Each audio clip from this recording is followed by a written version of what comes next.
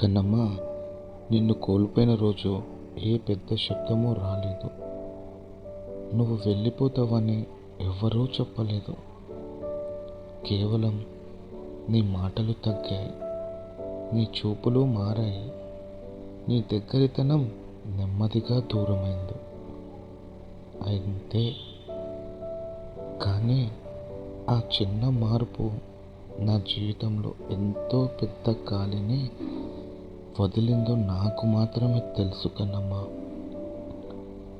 ఒకప్పుడు రోజులో ఏ చిన్న విషయం జరిగినా ముందుగా నీకే చెప్పాలనిపించేది. ఇప్పుడు అదే విషయాలు నా దగ్గరే మిగిలిపోతున్నాయి కన్నమ్మ. నువ్వు వచ్చినా పంచుకోవడానికి నువ్వు లేవు. బాధ వచ్చినా తల వాల్చడానికి నీ భుజం లేదు. ఎవరైనా ఏమైంది అని అడిగితే ఏమీ లేదు అని నవ్వుతాను కన్నమ్మ. ఎందుకంటే నువ్వు లేని బాధని నువ్వు లేని వాళ్ళకి ఎలా వివరించాలి కన్నమ్మ నేను?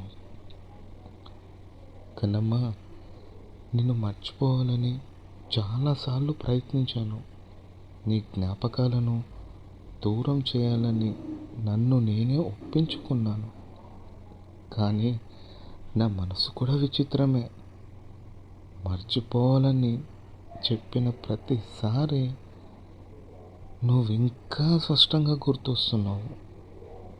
నీతో మాట్లాడిన మాటలు, నీ నవ్వు, నీ చిన్న అలక, నీ కోసం ఎదురు చూసిన రాత్రులు అన్నీ మళ్ళీ మళ్ళీ నా కళ్ళ ముందు నడుస్తున్నాయి కన్నమ్మ.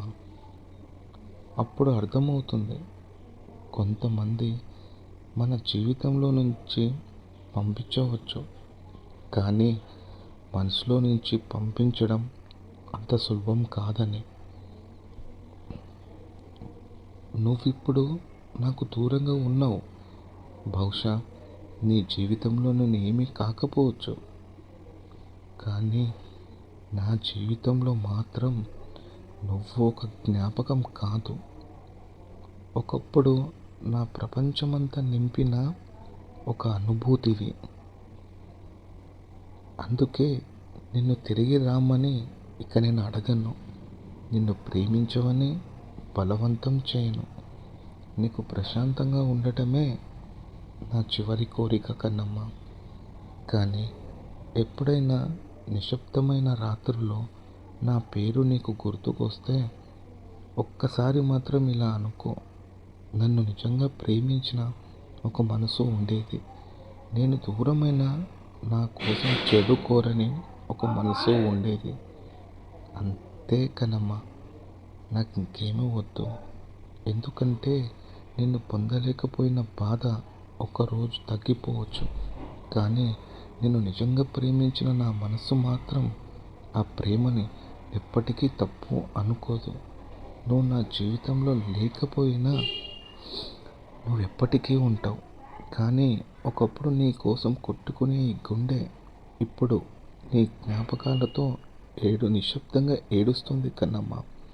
కన్నమ్మ, నువ్వు వెళ్ళిపోయావు, కానీ నిన్ను ప్రేమించిన మనసు మాత్రం ఇంకా అక్కడే ఉంది. నువ్వు చివరిసారిగా వెళ్ళి వదిలిన చోటే. ఒక్క మాట కోసం నిశ్శబ్దంగా ఎదురు చూస్తున్నా నీ కన్నయ్య.